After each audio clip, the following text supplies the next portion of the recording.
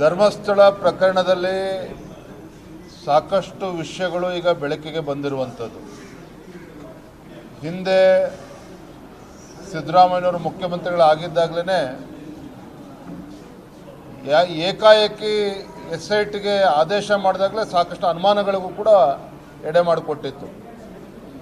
ಯಾಕೆಂದರೆ ಅಂದಿನ ಮುಖ್ಯಮಂತ್ರಿಗಳು ಒಂದಿನ ಮುಂಚಿತವಾಗಿ ಹೇಳ್ತಾರೆ ಯಾವುದೇ ತನಿಖೆ ಅವಶ್ಯಕತೆ ಇಲ್ಲ ಅಂತೇಳಿ.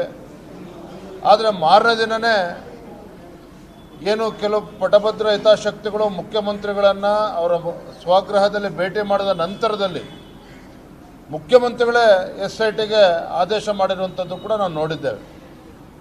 ಇದು ಮೇಲ್ನೋಟಕ್ಕೆ ಗೊತ್ತಾಗ್ತದೆ. ನಾವು ಅವತ್ತು ಕೂಡ ನಾವು ಹೇಳಿದ್ವಿ, ಭಾರತೀಯ ಜನತಾ ಪಾರ್ಟಿ ಧರ್ಮಸ್ಥಳ ಚಲೋ ಒಂದು ಬೃಹತ್ ಪ್ರತಿಭಟನೆಯನ್ನು ಕೂಡ ನಾವು ಹಮ್ಮಿಕೊಂಡಿದ್ವಿ. ಇದು ಬಹಳ ದೊಡ್ಡ ಷಡ್ಯಂತ್ರ. ಧರ್ಮಸ್ಥಳ ಮಂಜುನಾಥೇಶ್ವರನ ಸನ್ನಿಧಿಯಲ್ಲಿ ಒಂದು ಕಳಂಕ ತರುವಂಥ ಒಂದು ಷಡ್ಯಂತ್ರ ನಡೆದಿತ್ತು.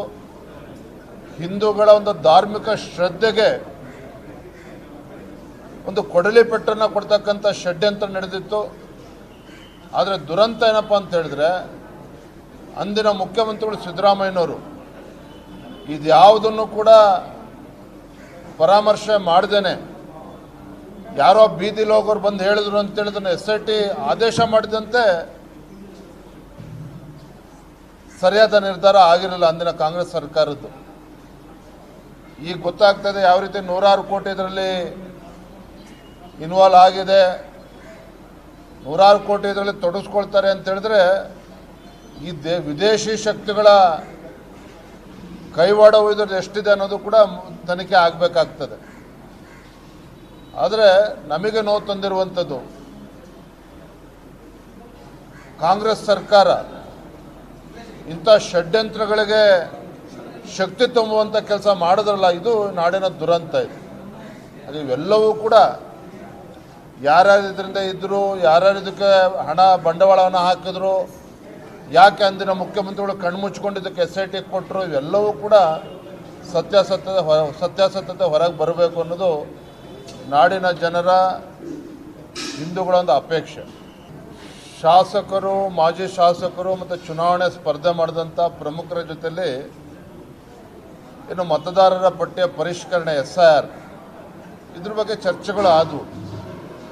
ಬಹುತೇಕ ಎಲ್ಲ ಮುಖಂಡರ ಅಭಿಪ್ರಾಯ ಏನು ಅಂತ ಹೇಳಿದ್ರೆ, ಕೇಂದ್ರ ಚುನಾವಣಾ ಆಯೋಗ ತೀರ್ಮಾನ ಮಾಡಿದ ನಂತರ ನಡೀತಾ ಇರುವಂಥ ಈ SIR ರಾಜ್ಯ ಸರ್ಕಾರ ಎಲ್ಲೋ ಕಲ್ಲು ಹಾಕುವಂಥ ಕೆಲಸ ಮಾಡ್ತಾ ಇದ್ದಾರೆ.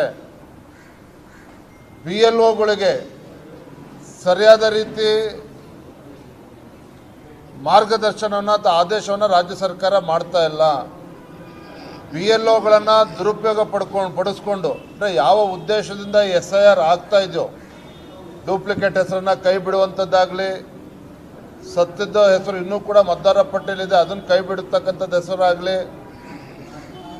ಈ ಥರ ಸ್ವಚ್ಛಗೊಳಿಸ್ತಕ್ಕಂಥ ಕೆಲಸನ ಆಗಬೇಕಾಗಿದೆ. ಇದು ಸರಿಯಾದ ರೀತಿಯಲ್ಲಿ ಕರ್ನಾಟಕದಲ್ಲಿ ಆಗ್ತಾ ಇಲ್ಲ. ಇದಕ್ಕೆ ರಾಜ್ಯ ಸರ್ಕಾರ ಎಲ್ಲೋ BLO ಮುಖೇನ ಅಡ್ಡಿಪಡಿಸುವಂಥ ಕೆಲಸ ಮಾಡ್ತಾ ಇದ್ದಾರೆ ಅನ್ನೋ ಭಾವನೆ ಬಹುತೇಕರು ಎಲ್ಲರಲ್ಲೂ ಕೂಡ ವ್ಯಕ್ತ ಆಗಿರುವಂಥದ್ದು.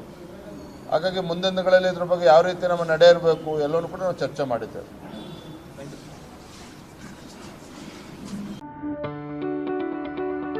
ಯಾವುದೇ ಸುದ್ದಿಯ ಅಪ್ಡೇಟ್ ಅನ್ನ ಮಿಸ್ ಮಾಡ್ಕೊಳ್ಬಾರ್ದು ಅಂದ್ರೆ ಈಗ್ಲೇ ಒನ್ ಇಂಡಿಯಾವನ್ನ ಸಬ್ಸ್ಕ್ರೈಬ್ ಮಾಡಿ. ನಿಮಗೆ ಬೇಕಾದ ಭಾಷೆಯಲ್ಲಿ ಎಲ್ಲಾ ಸುದ್ದಿ ತಿಳಿಬೇಕು ಅಂದ್ರೆ ಒನ್ ಇಂಡಿಯಾ ಆಪ್ ಅನ್ನ ಡೌನ್ಲೋಡ್ ಮಾಡ್ಕೊಳ್ಳಿ.